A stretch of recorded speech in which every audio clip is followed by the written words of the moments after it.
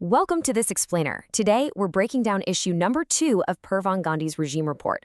Look, if you've been tracking these wild global markets lately, you already know that trying to find a real, actionable signal through all the noise can feel, well, practically impossible. And that is exactly where ratio intelligence and statistical extremes come into play. We're going to unpack the latest quant data to see exactly how the math cuts straight through the market's emotion. Let's get into it. So right off the bat, let's anchor ourselves to the core philosophy driving this whole quantitative framework. The trader who prepares on the weekend owns the week. Now, this system, it doesn't try to predict absolute prices. Let's be real, predicting the future is just a fool's errand. Instead, it's all about spotting statistical extremes and then simply waiting for undeniable technical confirmation. It's a system built entirely on logic, preparation, and a whole lot of patience.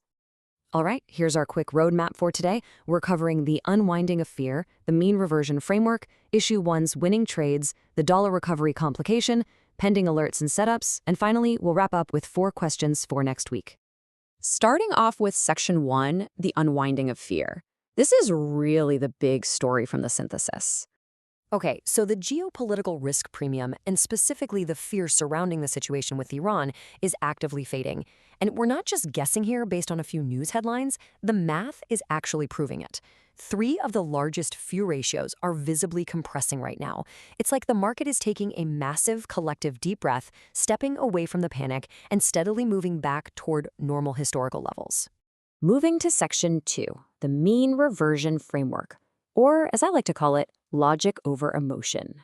Before we look at the trades, let's make sure we're clear on the engine driving this. Think of these statistical extremes, or sigma, like a giant rubber band that's been stretched to its absolute breaking point. When an asset ratio gets pushed way too far by panic or euphoria, it hits that sigma extreme. But here's the key. The framework doesn't just blindly jump in. It waits. It patiently looks for a technical confirmation, something like the RSI, to signal that the tension has finally broken and the rubber band is safely snapping back to its average. Section 3, issue 1's winning trades. This is where we see that the math actually delivers. It's actually kind of wild how last week's math flawlessly predicted this week's profitable moves. Check out these developments. All 3 major fear ratios, gold to DXY, copper to gold, and gold to oil, were sitting at massive sigma extremes back in issue 1. And now, every single one of them is actively compressing.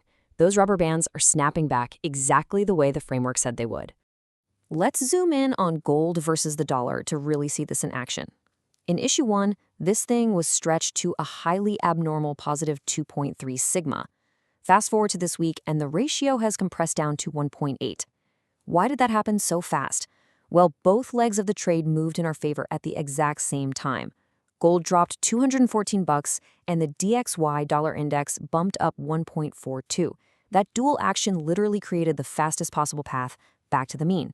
And we're seeing the exact same dynamic play out with the copper to gold ratio.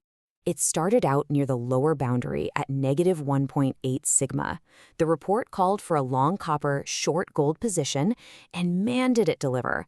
Copper surged up to $6.54, while gold dropped, shifting the ratio all the way up to negative 1.2 sigma. If you trusted the math and took that trade, you had a highly, highly profitable week.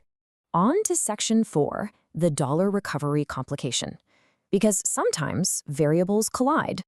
As much as we love clean math, the market doesn't exist in a vacuum, right? Things get complicated. While fading geopolitical fear was our primary driver, that super strong non-farm payrolls jobs report acted as a massive secondary catalyst. That hot economic data sparked a really sudden dollar recovery. And when you have multiple distinct catalysts, like a ceasefire narrative slamming into strong jobs data, driving the same move, it gets messy. It's a great reminder that we have to watch the macro variables, not just trade the headlines. Section 5, pending alerts and setups. Let's look at the horizon.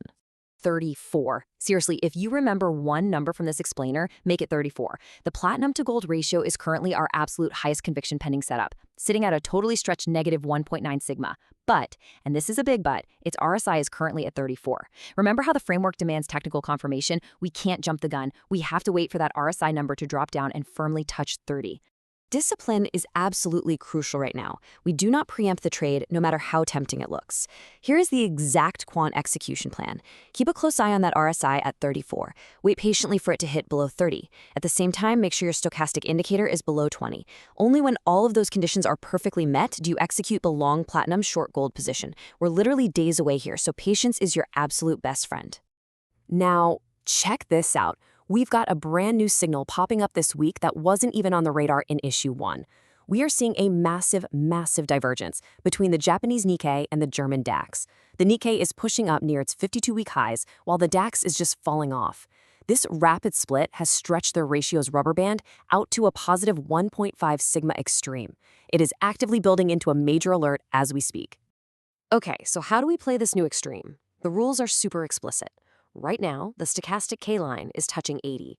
But you cannot just jump in. You must wait for the daily close to confirm that the momentum is actually shifting.